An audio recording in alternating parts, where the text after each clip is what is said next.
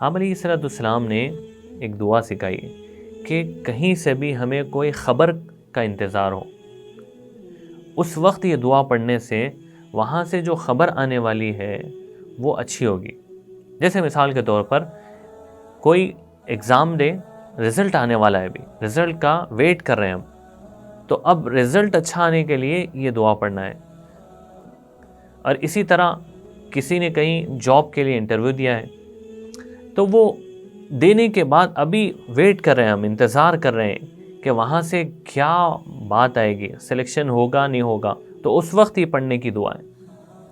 کسی کے یہاں پیدائش ہونے والی ہے تو اب انتظار میں ہیں ہم کہ لڑکا پیدا ہوگا، لڑکی پیدا ہوگی نہیں ہوگی، تو یہ جو انتظار ہے نا، تو اس وقت پڑھنے کی دعا ہے۔ اسی طرح کسی جگہ نکاح کا پیغام بھیجے، وہ نکاح کا پیغام قبول ہوگا نہیں ہوگا، تو یہ جو سارے سچویشنز ہے جہاں پر ہمیں کوئی خبر کا انتظار ہے، وہاں سے کیا بات ہمارے تک پہنچے گی۔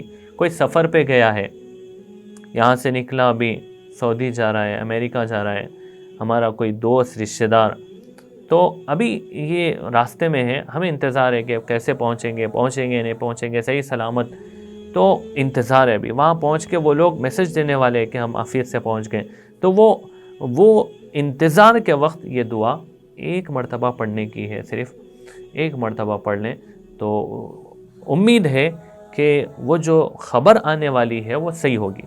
چھوٹی سی دعا آپ علیہ الصلوۃ والسلام نے سکھائی، اللہم انی اسألک من فجاءۃ الخیر واعوذ بک من فجاءۃ الشر۔ اے اللہ، میں اچانک کی خیر کا سوال کرتا ہوں اور اچانک آنے والی برائی سے میں حفاظت مانگتا ہوں۔ یہ دعا پڑھتے رہیں، خاص کر اس وقت جب کوئی جو ہے میسج ملنے والا ہو، خبر ملنے والی ہو۔ آپ علیہ الصلوۃ والسلام یہ روزانہ صبح میں فجر کی نماز کے بعد یہ دعا پڑھا کرتے تھے۔ اس کی اور بھی تفصیل کتاب الاذکار پیج نمبر 104 پر لکھی ہوئی۔